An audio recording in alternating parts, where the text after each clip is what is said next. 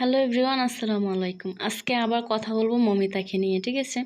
মমিতাকে কারা কারা মারছে, কারা কারা দায়ী আছে সেটা তো এখনো প্রকাশ্যে আসেনি, আমরা জানতে পারিনি। তবে অবশ্যই আমরা জানি বড় বড় মানুষের হাত আছে।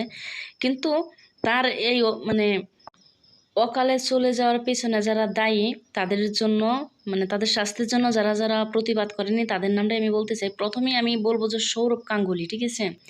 সৌরভ গাঙ্গুলি, দেব, তারপরে জিৎ, অনির্বাণ, আরও অনেকেই আছে, সবার নাম এখন তো বলা সম্ভব না। তবে আমি সৌরভ গাঙ্গুলিকে আমি উদ্দেশ্য করে একটা কথা বলতে চাই।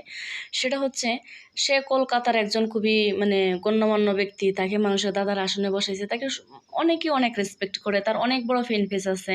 সে যদি একবারও প্রতিবাদ করতো, হ্যাঁ, তাহলে কিন্তু অনেক মানুষ রাস্তায় নেমে যেত। তার যে ফ্যান পেজ আছে, তার যে বক্তরা আছে, সে একবার প্রতিবাদ করলে ওরা হাজারবার করতো। কিন্তু সে প্রতিবাদ করা তো দূরের কথা, সে আরও এটাকে হঠাৎ করে বলে দিল কি মিডিয়ার সামনে যে একটা ইনসিডেন্সের জন্য সবাইকে দোষারোপ করা উচিত না, হঠাৎ করে এটা হতেই পারে। হঠাৎ করে হতে পারে মানেটা কি দাদা? আপনারা তো একটা মেয়ে আছে, তাই না? আপনারা তো একটা মেয়ে আছে, সানা গাঙ্গুলি, সে তো কলেজে যা, সে তো এই ঘটনার শিকার হতে পারতো। তখন কি আপনি বলতে পারতেন যে এটা একটা ইনসিডেন্স? তখন কিন্তু এটা আপনি বলতেন না। যাই হোক, আপনাকে আমি ভালো মানুষ মনে করলো, আপনি মোটেও ভালো মানুষ না। তারপরে আসি যে দেব। দেব তো একটা ম্যানা বেটা, ঠিক আছে? সে তো একটা প্রতিবাদও করে নাই, সে একটা পোস্ট করে নাই, সে নিজে মুখ খুলে একটা কথা বলে নাই, সেখানে রাস্তায় নামা তো দূরের কথা, সে খুবই জঘন্য একটা কাজ করছে। আপনারা অনেকে হয়তো জানেন, এই দেব অসংখ্য অগণিত বার ইন্টারভিউতে বলছে যে তার সিনেমা দেখার জন্য অনেক ছেলেরা বাসা বাড়িতে চুরি মুড়ি করে এই সিনেমা হলে গিয়ে তার সিনেমা দেখছে।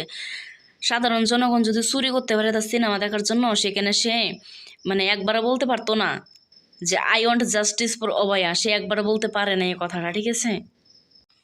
ব্যাপারটা হয়েছে এরকম, সাধারণ জনগণ তার জন্য সব কিছু করবে, কিন্তু সে কিছুই করবে না, করেই নি, ঠিক আছে? তারপরে আসি জিতের কাছে। সে একটা স্টেজে গেছে পারফরমেন্স করার জন্য, ওইখানে সে 1 মিনিট নীরবতা পালন করে গান শুরু করছে।